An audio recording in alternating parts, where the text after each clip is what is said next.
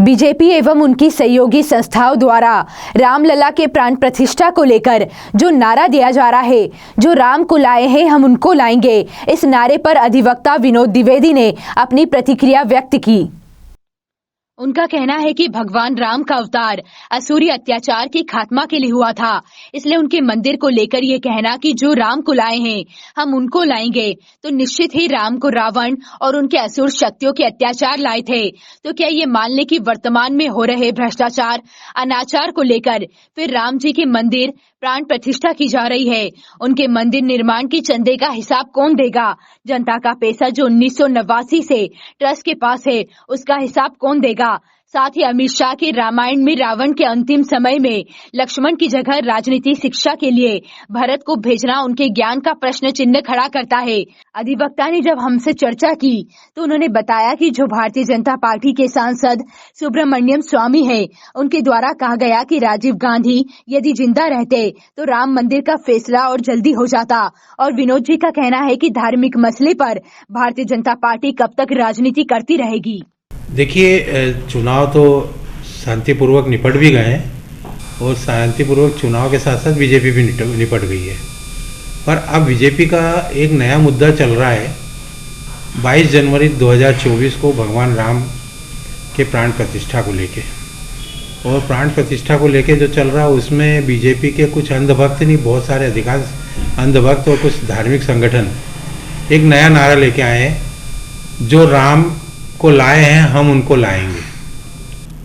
तो मैं इनको त्रेता युग में ले जाना चाहता हूँ और त्रेता युग में ले जाकर बताना चाहता हूँ कि जब रावण का अत्याचार बढ़ गया था और जब अत्याचार आसुरी प्रवृत्तियों का बढ़ा था, साधु संतों को यज्ञ करने से रोकते थे, उन्हें मारते थे, ये सारी चीज़ें होती थी।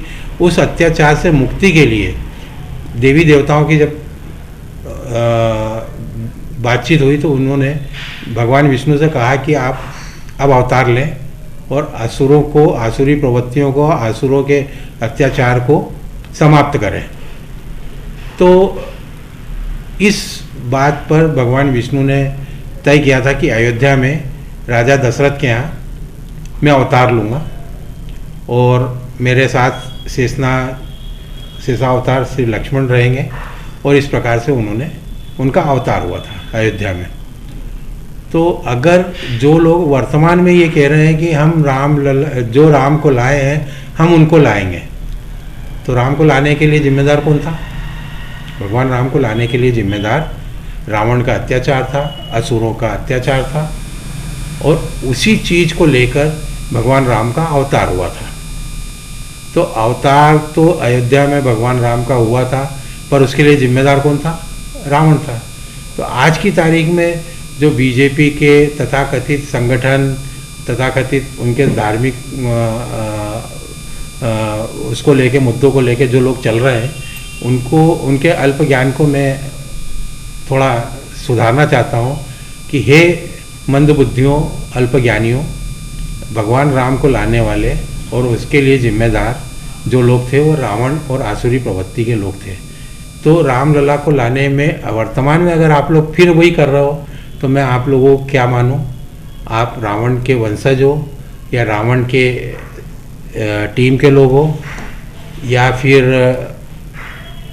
उन अत्याचार करने वाले आप लोग हो जिसके लिए भगवान राम को पुनः किसी न किसी रूप में यहाँ आना पड़ेगा। तो वर्तमान में मुझे ये लग रहा है कि भगवान राम सबके थे। 1989 को अगर हम याद करें तो राजीव गांधी ने भगवान राम को, जो कि ताले में थे, तो ताला खुलवाया था। तो भगवान राम को मुक्ति का पहला मार्ग किसने दिखाया? मतलब भगवान राम की मूर्ति को पहला रास्ता साफ करने वाले राजीव गांधी, स्वर्गीय राजीव गांधी थे। और बीजेपी के ही एक कद्दावर नेता है सुब्रमण्यम स्वामी, जो कि बहुत खराब बोलते हैं हर मुद्दे पे। उन्होंने तो ये कहा था कि यदि राजीव गांधी जिंदा होते तो ये मुद्दा बहुत पहले ख़त्म हो चुका होता। मैं साधुवाद देता हूँ सुब्रमण्यम स्वामी जी को, और उनका कहना भी सही था। इन लोगों ने क्या किया? आसुरी प्रवृत्तियों ने भगवान राम के नाम से चंदा लिया। 1989 में लगभग 1400-1500 करोड़ रुपए इकट्ठे हुए थे। सोने की ईंटें, चांदी की ईंटें, बहुत मूल्य की सामान इकट्ठा हुआ था।